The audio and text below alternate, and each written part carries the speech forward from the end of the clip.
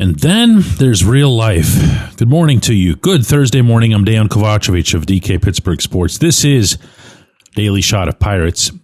Comes your way bright and early every weekday. If you're into football and or hockey, I also offer daily shots of Steelers and Penguins. Same place that you found this. Pirates 4, Cubs 3 last night at PNC Park.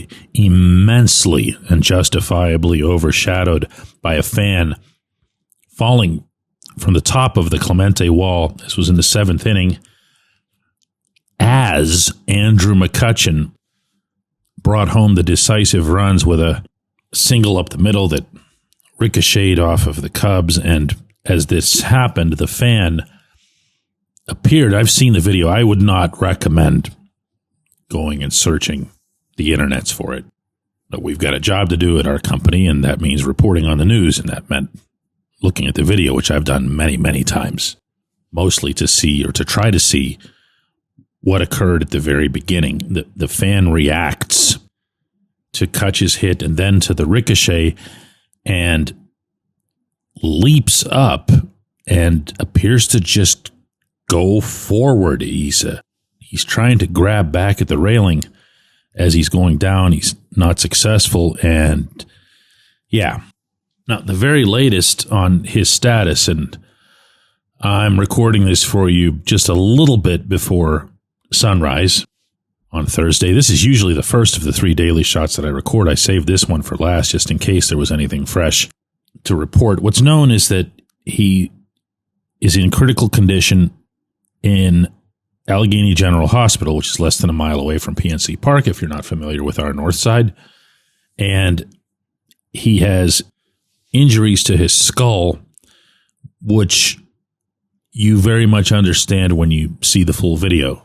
That's the only update that's available at this hour.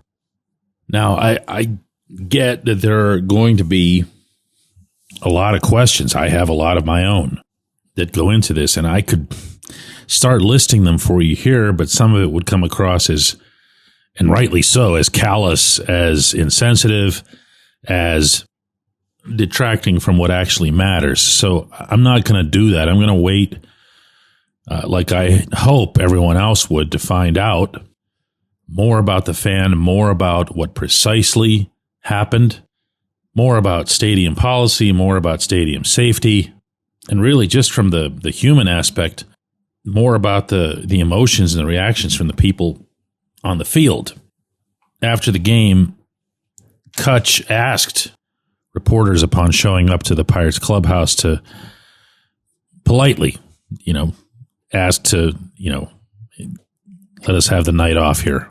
That, of course, was granted. So the only person to speak to this was Derek Shelton, and it wasn't long. Yeah, I guess before we start, just want to offer thoughts and prayers with the incident that happened earlier in the game. And thank both, our medical staff, the Cubs medical staff, EMS, everybody that got to the gentleman, and just, ask everybody to keep him in prayers. Craig Counsell, manager of the Cubs, as well as a couple of the Chicago players, spoke about it as well.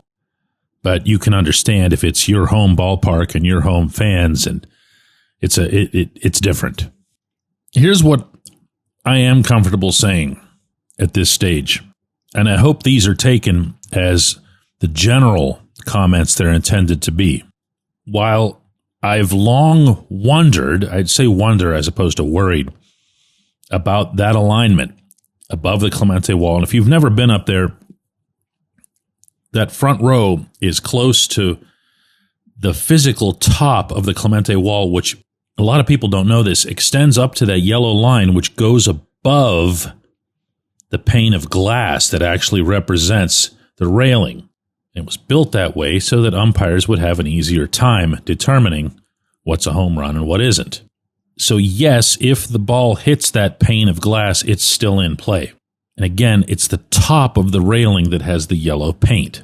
But there isn't anything above that, nor, this is really, really important to stress, has there ever been any visible need for anything like that.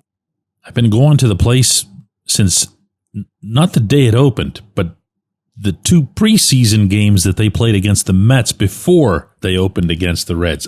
I've been there probably as much as any human's been there in its 25-year history. Nothing like this has ever come close to happening. Not at the Clemente Wall, not in the rotundas, not at the edges of the upper decks. Never been an incident like this at PNC Park. I believe that matters. I've also, this one's not wondered, this one's worried. For a long time.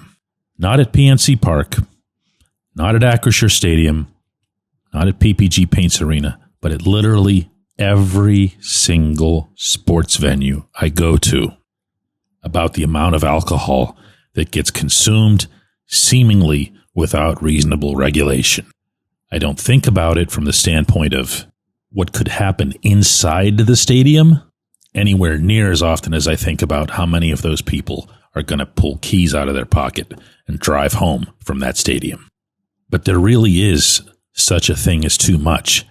That's why at establishments there are people in place to be at least somewhat responsible for that, to pay attention to that. At sports facilities, again, all of them, no exceptions. You can just go and go and go and go, and the drinks are these giant-sized, like popcorn tub-looking things. I'm going to reiterate yet again, I'm not being general. I have no idea if this individual touched a drop of alcohol, but it doesn't stop me from thinking about it. And then there's also this. I also hope that there isn't an overreaction to it, meaning an overcorrection. Many years ago, at a hockey game in Columbus, a young girl was struck by a puck at a Blue Jackets game. Nobody's fault. Shot was deflected, went up into the crowd, and tragedy ensued. Worst case scenario, the NHL responded by putting up nets everywhere, giant nets that go 60, 70 feet into the air. I appreciate and respect the need for fan safety, just as I appreciate that not everything can be prevented. When the NHL put up the nets, I wasn't wild about that, saw that as an overcorrection. When Major League Baseball put up the nets for foul balls, I thought that was appropriate. Why? Oh, baseballs come screaming at people constantly. Their bats come flying out of their hands constantly. Not at all similar to the frequency with which those pucks happen. So one was an overcorrection, one was probably just about right.